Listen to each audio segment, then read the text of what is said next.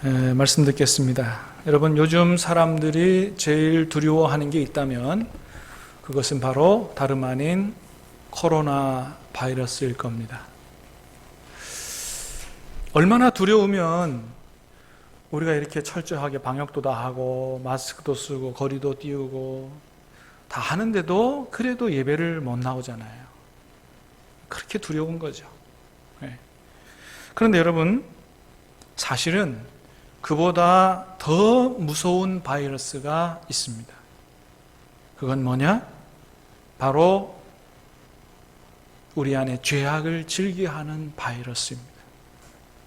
죄악을 즐겨하는 바이러스. 이 바이러스가 왜 코로나 바이러스가 더 무서운가? 코로나 바이러스는 우리의 몸만 죽이지만 죄악을 즐겨하는 바이러스는 우리의 영혼까지 죽이고 우리를 완전한 파멸로 몰아가기 때문에 그렇습니다. 죄악을 즐겨하는 바이러스를 퇴치하지 못하고 거기에 걸려 살면 어떻게 되느냐? 사도 바울은 그것을 오늘 본문을 통해서 우리에게 잘 보여주고 있는데, 옛날 이스라엘 백성들을 예로 들어서 우리에게 보여주고 있습니다. 자, 좀 길긴 하지만은 1절부터 6절까지 다시 한번 말씀을 보도록 하겠습니다. 시작. 형제들아, 나는 너희가 알지 못하기를 원하지 아니하노니 우리 조상들이 다 구름 아래에 있고 바다 가운데로 지나며 모세에게 속하여 다 구름과 바다에서 세례를 받고 다 같은 신령한 음식을 먹으며 다 같은 신령한 음료를 마셨으니 이는 그들을 따르는 신령한 반석으로부터 마셨음에 그 반석은 곧 그리스도시라. 그러나 그들의 다수를 하나님이 기뻐하지 아니하셨으므로 그들이 광야에서 멸망을 받았느니라. 이러한 일은 우리의 본보기가 되어 우리로 하여금 그들이 악을 즐겨한 것 같이 즐겨하는 자가 되지 않게 하려 함이니. 아멘.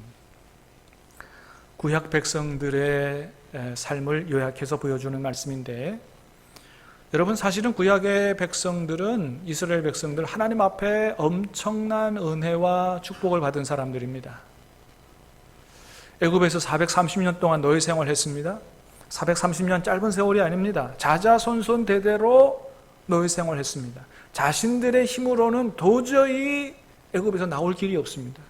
그런데 하나님께서 그들을 사랑하셨습니다. 은혜 주셨습니다. 하나님의 능력으로 그들을 구원해내셨습니다. 자유와 해방을 맡게 했습니다. 뿐만 아닙니다. 광야로 데리고 나와서 하나님께서 그들에게 세례를 베푸셨습니다. 또 아무나 먹을 수 없는 성만찬을 베풀어서 먹도록 하셨다라고 하는 것이죠. 오늘 본문 읽은 말씀입니다. 여러분, 사실은 우리가 잘 아는 것처럼 세례와 성만찬은 예수님께서 이 땅에 오셔서 직접 제정하신 예식이거든요. 예수님께서 너희는 가서 모든 족속으로 제자로 삼아 아버지와 아들과 성령의 이름으로 세례를 주라. 그리고 마지막 최후의 만찬에서 성만찬을 세우셨습니다. 자, 그런데 오늘 본문에 보니까 구약의 백성들이 세례를 받았고 구약의 백성들이 성만찬에 참여했다는 거예요. 아니, 여러분, 예수님께서 세례와 성만찬을 제정하셨는데 그로부터 1000년, 아니 1500년 전에 이스라엘 백성들이 어떻게 세례와 성만찬을 참여하게 됐을까요? 그걸 이렇게 설명하는 겁니다.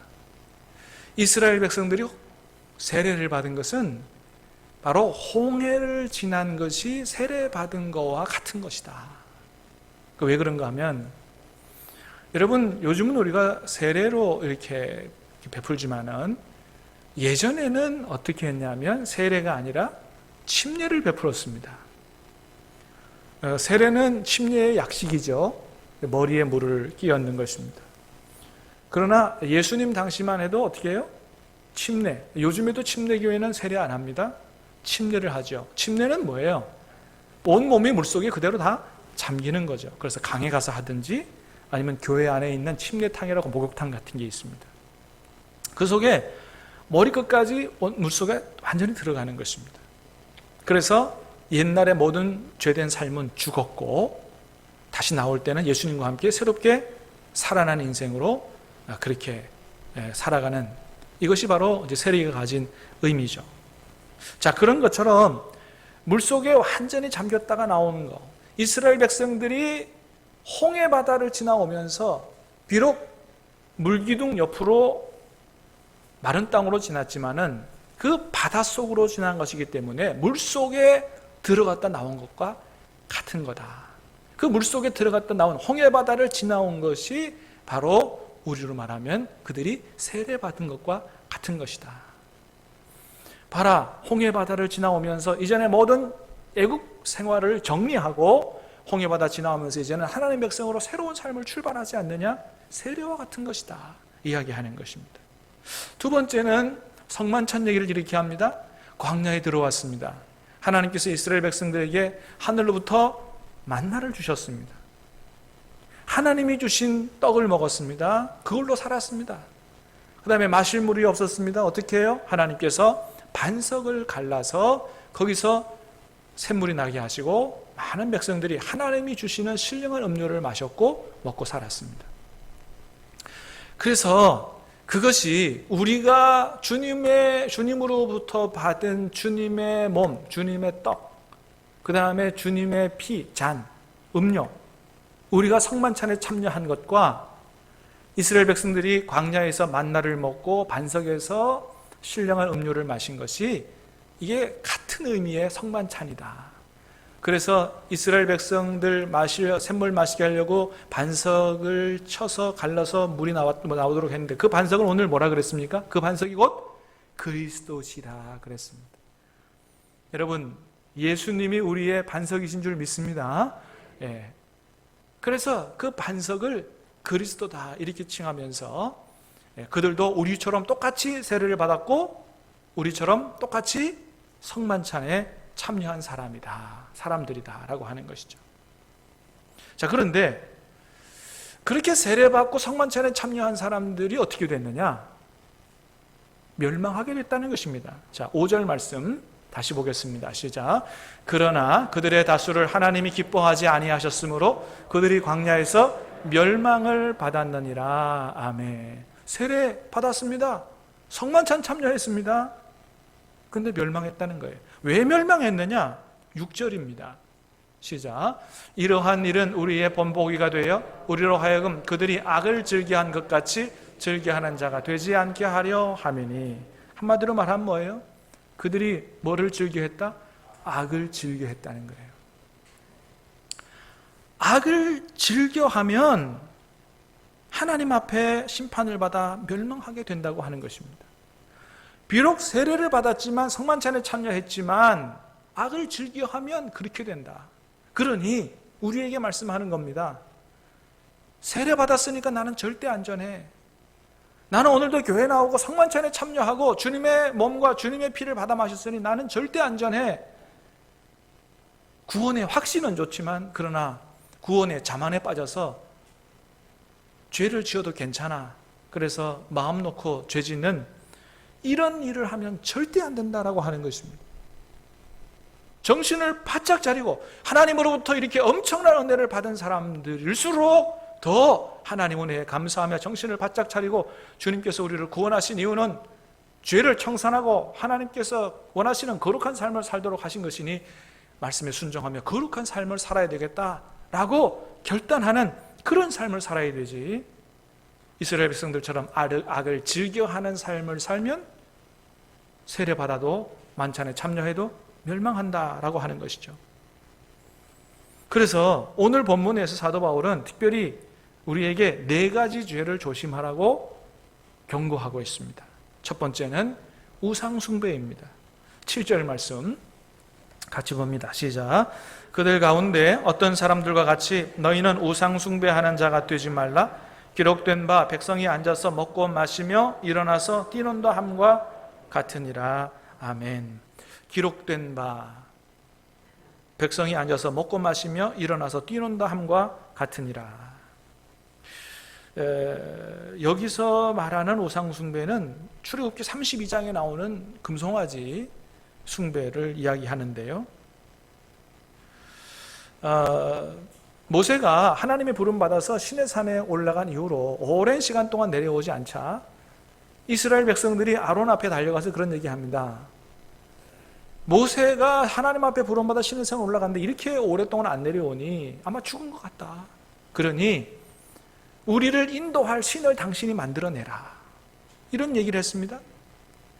이럴 때 아론이 큰 야단치면서 무슨 소리 하고 있느냐? 하나님이 살아계신다. 하나님이 우리를 인도하실 거야. 이렇게 해서 돌려보내야 되는데 아론이 하나님 눈치가 아니고 백성들 눈치 보느라고 금 다 가져와라. 금 받아가지고 진짜 하나님이라고 만든 게 뭐예요? 금송아지 만든 것입니다. 이게 우리를 인도할 신이고 이게 우리를 앞으로 인도할 거다. 그게 하나님이라고 만든 것이죠. 그리고 그 앞에 제단을 쌓고 그 앞에 제사를 드리면서 좋다고 뛰어놀았다라고 하는 것입니다. 하나님께서 그걸 보시고서 너무나 화가 나셨어요. 그리고 시내산 위에서 모세에게 그런 말씀하셨습니다. 모세야, 봐라. 저 밑에 있는 저 백성들을 봐라. 내가 애굽에서 그들을 구원한 지가 얼마나 지났느냐. 내가 시내산에 여기 데리고 와가지고 너희한테 십계명 주면서 우상 숭배하지 말라고 그렇게 언약을 맺은 게 그게 불과 며칠이 됐느냐. 그런데 이렇게 속히 말씀을 떠나서 금송아지 만들어 놓고 우상을 숭배하느냐. 내가 도저히 이 백성을 참을 수가 없다. 내가 이들을 진멸하고 너를 통해서 새로운 민족을 시작하겠다. 그렇게 말씀하셨어요. 완전히 이스라엘 백성들이 그 자리에서 다 끝날 뻔했습니다. 결국은 모세가 하나님 앞에 끊임없이 중보기도 하면서 하나님의 뜻을 돌이키고 그 당시에는 멸망하지 않았습니다만은 그러나 그 이후에 계속해서 이스라엘 백성들은 우상 숭배하는 일을 즐겨했습니다. 오랜 시간이 지난 후에 결국은 남북 이스라엘이 전부 하나님 앞에 아수르와 바벨론 제국에 멸망하게 된 것을 볼 수 있습니다. 이스라엘 역사를 통해서 주시는 교훈이에요. 그래서 뭐라고 얘기하는 겁니까? 우상 숭배는 결국 우리를 망하게 하는 것이니 절대로 우상 숭배하지 말라고 오늘 하나님이 우리에게 말씀해 주시는 거예요. 사랑하는 여러분, 하나님의 음성으로 들을 수 있게 되기를 축복합니다. 그런데 여러분 요즘 듣자 하니까 요즘 한국교회 여러 성도들이 절에도 들락거리고 무당집에도 들락거리고 이런 사람들이 많다는 거예요. 여러분, 하나님을 섬기는 사람이 왜 절에 들락거리고 무당집에 들락거립니까? 이게 말이나 되는 소리입니까? 절대 있어서는 안 되는 것이죠. 하나님 앞에 와서 기도하지 않고 절이나 무당집에 들락거리는 것이 얼마나 큰 죄인지를 분명하게 알아야 됩니다. 여러분, 무당집 찾아가는 게 왜 그렇게 큰 죄예요? 그거는 천지를 창조하신 전능하신 하나님을 뭐보다도 못하게 여기는 것과 같다. 무당보다도 못하게 여기는 것과 같다. 그렇잖아요. 무당보다 하나님을 더 믿었으면 하나님 앞에 기도하지 무당집에 왜 갑니까? 무당집 가는 이유는 하나님을 그만큼 무당보다도 못한 존재로 여기는 엄청난 죄라고 하는 것입니다. 여러분, 하나님이 이스라엘 초대 왕인 사울 왕을 심판하셨어요. 심판하셔서 죽이셨습니다. 이유가 뭐냐? 역대상 10장에 이렇게 나와 있어요. 같이 한번 읽어보겠습니다. 13절 14절 시작. 사울이 죽은 것은 여호와께 범죄하였기 때문이라. 그가 여호와의 말씀을 지키지 아니하고 또 신접한 자에게 가르치기를 청하고 여호와께 묻지 아니하였으므로 여호와께서 그를 죽이시고 그 나라를 이새의 아들 다윗에게 넘겨주셨더라. 아멘. 사울이 죽은 것은 여호와께 범죄하였기 때문이라는 거죠. 어떤 범죄를 저질렀느냐? 세 가지 범죄를 얘기합니다. 첫 번째는 여호와의 말씀을 지키지 않았다는 거예요. 하나님의 말씀에 불순종했다는 것입니다. 두 번째는 신접한 자에게 가르치기를 청했다. 무당 찾아갔다는 겁니다. 그 다음에 세 번째는 여호와께 묻지 않았다는 거예요. 기도하지 않았다는 것입니다. 여러분, 그래서 하나님이 그를 죽이시고 그 나라를 다윗에게 줬다는 것입니다. 하나님 말씀에 불순종하는 거, 무당 찾아가는 거, 기도하지 않는 게 얼마나 큰 죄인지를 알아야 됩니다. 여러분, 기도하지 않는 것이 어떤 의미로 보면 이게 우상숭배입니다. 왜 기도하지 않는 것이 우상숭배입니까? 기도하지 않는 것은 하나님 앞에 도움을 요청하지 않아도 내가 얼마든지 잘 살 수 있다고 하는 교만이에요. 하나님 의지하는 것보다 자기의 능력, 자기의 지혜, 자기의 힘을 더 의지하는 우상숭배입니다. 기도하지 않는 것이 얼마나 큰 죄인지를 잘 알아야 됩니다, 여러분. 사랑하는 여러분, 기도하며 하나님 의지하고 살 수 있게 되기를 주님의 이름으로 축복합니다. 하나님이 저와 여러분들을 구원하신 이유가, 하나님의 자녀로 삼으신 이유는 뭡니까? 단순히 영육간의 간절함으로 풍성함으로 잘 살도록 하기 위함이 아니에요. 믿음으로 살기 위함으로 인 줄로 믿으시기를 바랍니다. 믿음으로 사시기를 바랍니다. 믿음으로 산다는 게 뭐예요? 모든 걸 하나님께 의탁하고 기도하며 사는 것입니다. 내 생각 버리고 하나님의 말씀에 순종해 사는 것입니다. 그런 백성 만들려고 우리를 구원했다라는 사실이에요. 또 하나 우리가 조심해야 될 우상숭배의 죄가 있습니다. 그건 뭐냐 하면 바로 탐욕입니다. 골로새서 3장 5절은 이렇게 말씀합니다. 같이 읽습니다. 시작. 그러므로 땅에 있는 지체를 죽이라. 곧 음란과 부정과 사욕과 악한 정욕과 탐심이니 탐심은 우상숭배니라. 아멘. 탐심이 우상숭배라는 거예요. 여러분, 이 탐심은 부자가 되면 성공한 사람이라고 인식되어지는 이 자본주의 시대, 우리 시대에 살아가는 크리스찬들이 가장 조심해야 될 우상숭배의 죄가 탐심입니다. 모두가 다 부자 되려고 하잖아요. 여러분, 돈 많이 벌고 부자 되는 것 자체는 죄가 아니에요. 여러분, 하나님의 복을 받아 다 부자 되시기를 주님의 이름으로 축복합니다. 그러나 그 부자된 그 물질 붙들고 사는 거, 하나님 의지하지 않고 그 물질 붙들고 사는 거, 하나님보다 그 물질도 사랑하고 사는 거, 물질 하나님 앞에 드리는 거 아까워하고 이웃에게 나누는 거 아까워하는 거, 그렇게 산다면 여러분, 그것이 바로 우상숭배입니다. 물질이 많든지 적든지 하나님보다 그거 더 사랑하고 더 의지하면 그건 우상숭배입니다. 사랑하는 여러분, 아무리 물질이 많아도 여러분 물질보다 하나님 사랑할 수 있게 되기를 주님의 이름으로 축복합니다. 하나님 기뻐하시는 대로 잘 사용하는 이런 백성 돼야 하나님이 더 복을 주시는 거죠. 그래서 하나님께서 우리에게 이렇게 말씀하세요. 히브리서 13장 5절 말씀 같이 읽습니다. 시작. 돈을 사랑하지 말고 있는 바를 족한 줄로 알아. 그가 친히 말씀하시기를 내가 결코 너희를 버리지 아니하고 너희를 떠나지 아니하리라 하셨느니라. 아멘. 돈을 사랑하지 말라요. 돈을 사랑하다 보면 돈 벌기 위해 죄를 짓기 때문에 사랑하지 말라. 있는 바를 족한 줄로 알라. 하나님이 절대로 우리를 떠나지 않겠다고, 너를 지키시겠다고 약속하셨습니다. 사랑하는 여러분, 돈보다 하나님 사랑하며 살 수 있게 되기를 주님의 이름으로 축복합니다. 진정으로 하나님을 사랑하는 자에게 하나님께서 물질의 축복도 더하여 주실 줄로 믿습니다. 두 번째는 음행의 죄입니다. 8절 말씀 시작. 그들 중에 어떤 사람들이 음행하다가 하루에 23,000명이 죽었나니 우리는 그들과 같이 음행하지 말자. 민수기 25장에 나오는 이야기인데요, 이스라엘 백성들이 구원받은 이후에, 애굽에서 나온 이후에 광야를 걸어가다가 시딤이라는 곳에 머물렀습니다. 그때 모압 여인들의 유혹에 넘어가서 음행을 한 사건이에요. 하나님께서 엄청나게 화가 나셔서 하나님이 그들을 전염병으로 치셨습니다. 몇 명이 죽었다고요? 23,000명. 근데 민수기 25장에는 24,000명이라고 나와 있습니다. 시간이 오래니까 조금 헷갈릴 수도 있겠습니다만, 그러나 엄청나게 많은 사람이 죽었다. 여러분, 지금 우리 코로나 때문에 우리나라 몇 명 죽었어요? 300명 가까이 되오죠. 근데 이스라엘 백성들 음행하다가 몇 명 죽었다고요? 전염병으로 치셨는데 23,000명, 24,000명 죽었다. 음행의 죄가 하나님 앞에 얼마나 무서운 죄고 심각한 죄인가를 잘 보여주고 있습니다.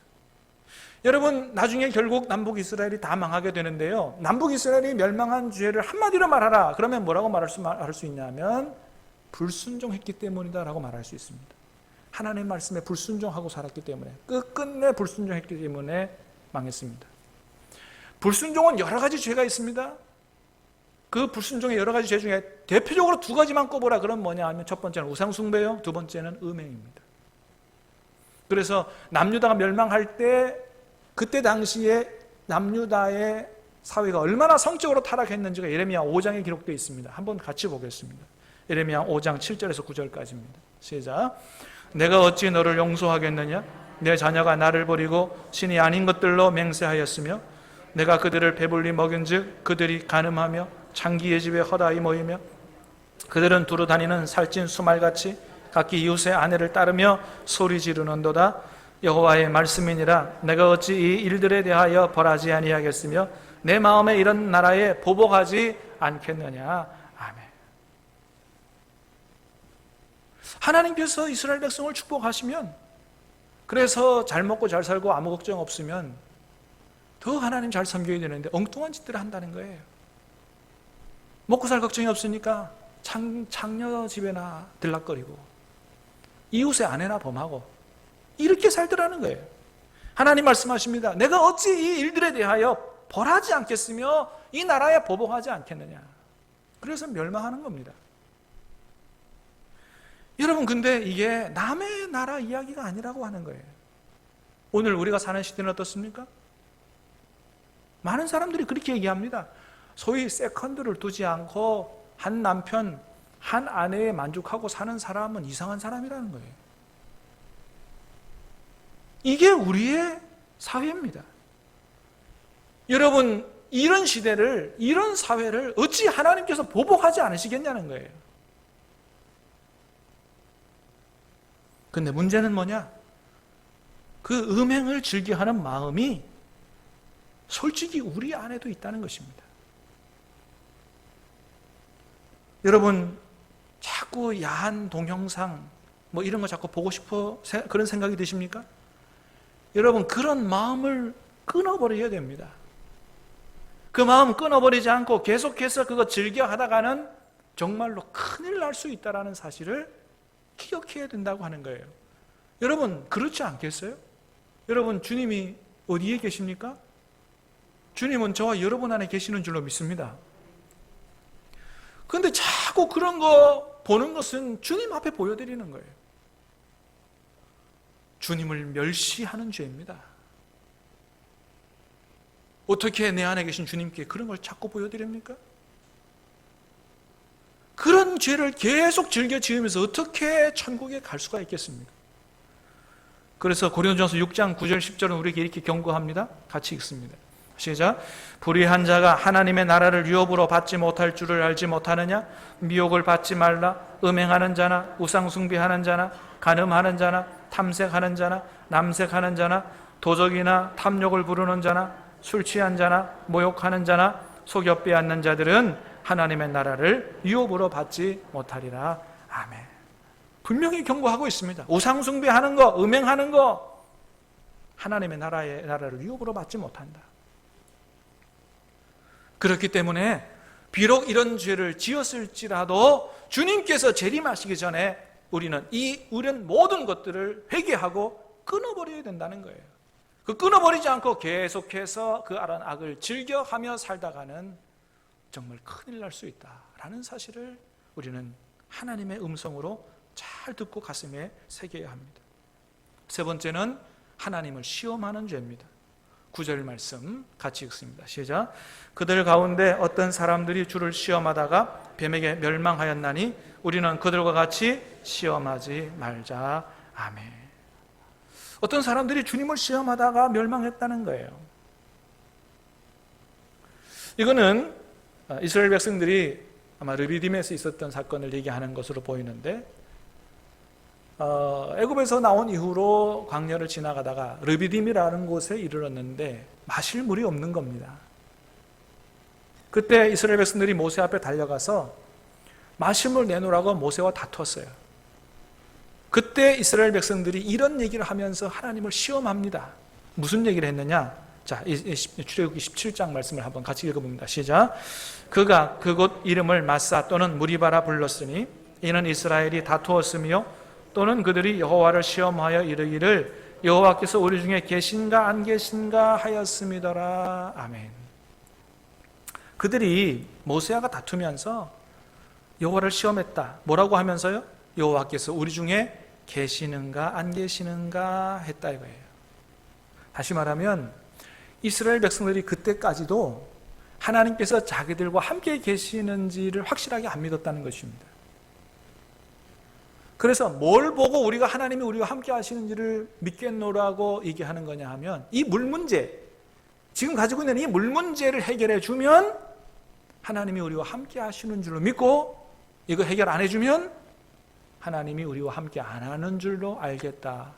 이런 생각들을 가졌다는 거예요. 이런 생각들이 하나님을 진노하게 했다라고 하는 것입니다. 여러분, 그렇잖아요. 하나님께서 내가 너와 함께 하겠다라고 말씀하셨으면 그걸 그대로 믿어야 되지요. 여러분, 믿으시기를 바랍니다. 하나님 말씀하셨으면 말씀대로 지키시는 줄로 믿어야 되지. 그거 안 믿고 어떤 기적을 통해서 그거를 행하시면 하나님이 우리와 함께하고, 그렇지 않으면 안 믿겠다라고 하는 것은 이건 하나님을 시험하는 것입니다. 그런데 그런 마음이 우리 안에도 일어날 때가 있다라고 하는 거예요. 하나님께서 이번에 내 기도를 들어주시면, 하나님께서 내 문제를 해결해 주시면, 내 병을 고쳐주시면 그것으로 하나님이 살아계시고 하나님이 내 기도를 들으시는 분인 것을 내가 믿어야지, 이렇게 생각하는 마음이 들 때가 있다는 거예요. 그런데 여러분, 그러면 안 된다고 하는 겁니다. 그건 하나님을 시험하는 것입니다. 여러분, 하나님이 때로 우리 기도를 응답 안 해주실 수도 있어요. 그러면 하나님이 안 계신 겁니까? 그렇지 않잖아요. 여러분, 하나님이 우리 뜻대로 우리 생각대로 응답을 안 해주신다고 해도 하나님은 여전히 살아계신 줄로 믿으시기를 바랍니다.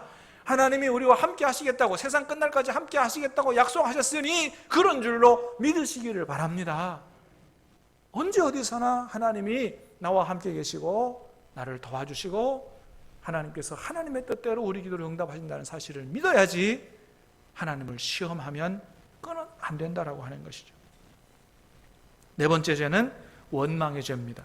10절 말씀 시작. 그들 가운데 어떤 사람들이 원망하다가 멸망시키는 자에게 멸망하였나니 너희는 그들과 같이 원망하지 말라. 이거는 민수기 13장 14장에 나오는 가데스 바네아 사건을 근거로 해서 얘기하는 건데, 가데스 바네아에 이르러서 12명의 정탐꾼을 뽑아서 가나안 정탐을 시켰죠. 우리가 잘 아는 것처럼 정탐하고 돌아와서 여호수아와 갈렙은 긍정적인 보고를 합니다. 하나님이 기뻐하시면 우리가 얼마든지 가나안 땅을 점령할 수 있습니다. 믿음으로 들어가십시다. 그런데 10명 다른 정탐꾼들은 어떻게 보고합니까? 우리가 갔다 와 보니까 하나님 말씀하신 대로 땅은 좋아. 근데 가보니까 안악자손같이 거인족들이 있어. 엄청나게 무장을 하고 있고 요새도 있어. 가만 보면 우리는 게임이 안 돼. 우리는 그들의 밥과 같아. 이런 악평을 하니까 그 얘기를 들었던 이스라엘 백성들이 하나님을 원망 불평하면서 그렇게 얘기합니다. 하나님이 우리를 여기다 불러내온 이유는 여기서 죽게 하려고 우리를 불러냈다. 차라리 애굽에 있을 때가 좋았다. 그때 하나님께서 너무 화가 나셔서 말씀하십니다. 내 귀에 들린 대로 해주겠다. 그래서 20세 이상 나를 믿지 못하고 원망 불평하는 모든 이스라엘 백성들은 가나안 땅에 들어가지 못하고 광야에서 다 죽게 될 것이라고 하나님께서 말씀하셨습니다. 여러분, 그렇게 원망 불평은 단순히 넋두리가 아니라 하나님 앞에 큰 죄가 된다라고 하는 사실을 기억해야 됩니다. 그 왜 큰 죄가 됩니까? 하나님을 불신하는 거기 때문에 그렇다는 거예요. 원망 불평은 하나님 불신하는 죄라는 거예요. 그래서 우리도 간혹 하나님의 인도를 따라 살다가 어려움을 만나게 되면 괜히 하나님의 인도를 따라 왔다, 원망 불평하고 그렇게 할 수가 있습니다. 그러나 절대 그렇게 하면 안 된다는 거예요. 왜요? 하나님은 뭐대로 해준다고요? 귀에 들린 대로 해준다는 것입니다. 그러므로 사랑하는 여러분, 절대 원망 불평하지 말고, 여러분 하나님의 인도를 따라 살되, 하나님의 인도를 따라 살다 어려움을 만나거든 이렇게 얘기할 수 있게 되길 바랍니다. 주님, 모든 것이 합력하여 선을 이루게 될 줄로 믿습니다. 이 어려움이 변하여 축복이 될 줄로 믿습니다. 여러분, 믿음으로 하나님 앞에 선포할 수 있게 되기를 간절히 바랍니다. 신명기 8장의 말씀처럼 하나님께서 우리를 기뻐하시면서도 광야로 인도하시는 이유는 그 광야를 통해서 마침내는 복을 받도록 하기 위해서 하나님께서 우리를 광야로 인도하시는 줄로 믿으시기를 바랍니다. 그 하나님을 끝까지 믿으시기를 바랍니다. 중간에 원망 불평하지 말라는 거예요. 여러분, 하나님 말씀합니다. 의인은 뭐로 말미암아 살아요? 믿음으로 말미암아 살리라. 따라합니다. 의인은 믿음으로 말미암아 살리라. 하나님을 끝까지 바라보고 견실하게, 성실하게, 충성되이 믿음의 길을 가는 사람 반드시 살게 되고 복을 받게 될 줄로 믿습니다. 그럼 여러분, 우리 안에 이렇게 우상숭배, 음행, 시험, 원망하는 이런 못된 악한 마음의 바이러스가 우리 안에 있는데, 여러분 어떻게 하면 이 악한 바이러스를 죽일 수 있을까요? 어떻게 하면 이걸 죽이고 정말 하나님 기뻐하시는 대로 살고 복을 받을 수 있을까요? 이 악한 마음의 죄를 즐겨하는 바이러스를 죽이는 백신은 뭘까요? 그거는 우리 안에 오신 성령님이십니다. 할렐루야. 여러분, 우리 안에 성령께서 와 계시는 줄로 믿습니다. 갈라디아서 5장 16절입니다. 시작. 내가 이르노니 너희는 성령을 따라 행하라. 그리하면 육체의 욕심을 이루지 아니하리라. 아멘. 여러분, 그래요. 우리 안에 죄악을 즐겨하고 싶어 하는 그런 마음, 우리 마음대로 잘 안 됩니다. 이거를 죽이고 이기는 방법은 성령을 따라 행하는 길이다 이거예요. 우리가 하나님 말씀대로 살아야 되지만 하나님 말씀대로 잘 못 살아요.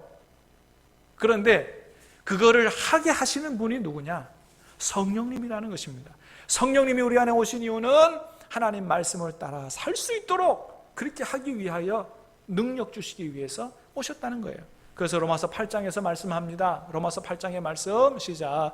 율법이 육신으로 말미암아 연약하여 할 수 없는 그것을 하나님은 하시나니 곧 죄로 말미암아 자기 아들을 죄 있는 육신의 모양으로 보내어 육신의 죄를 정하사 육신을 따르지 않고 그 영을 따라 행하는 우리에게 율법의 요구가 이루어지게 하려 하심이니라. 아멘. 육신을 따라 살면 말씀대로 못 삽니다. 그러나 어떻게 해요? 하나님의 성령을 따라 살면 율법의 요구가 이루어지도록 하나님의 뜻대로 살아갈 수 있도록 그렇게 된다고 하는 거예요. 우리가 하나님의 뜻대로 살아갈 수 있는 참된 하나님의 자녀가 되도록 하기 위하여 성령을 보내셨다. 로마서 8장 13, 14절 시작. 너희가 육신대로 살면 반드시 죽을 것이로되 영으로서 몸의 행실을 죽이면 살리니 무릇 하나님의 영으로 인도함을 받는 사람은 곧 하나님의 아들이라. 아멘. 말씀합니다. 육신대로 살면 반드시 죽을 것이로되 영으로서 몸의 행실을 죽이면 살리니 성령으로서 몸의 행실을 죽이면 살리니 무릇 하나님의 성령으로 인도함을 받는 그 사람이 하나님의 아들이라고 말씀합니다. 그래서 여러분, 우리는 우리 안에 오신 성령님을 의지해서 우리 안에 악을 즐겨하는, 죄를 즐겨하는 바이러스를 죽여야 되는 것입니다. 그러려면 어떻게 해야 되느냐? 여러분, 성령님이 우리 안에 와 계시잖아요?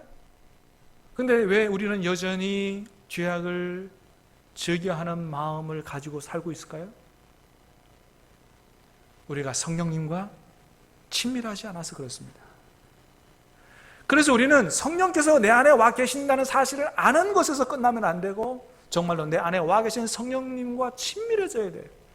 그분과 교제하고 기도로 그분과 대화하며 그분이 나에게 말씀하시는 말을 잘 듣고 그 말씀을 거부하지 말고 말씀하실 때 아멘으로 기도하며 순종해야 되는 것입니다.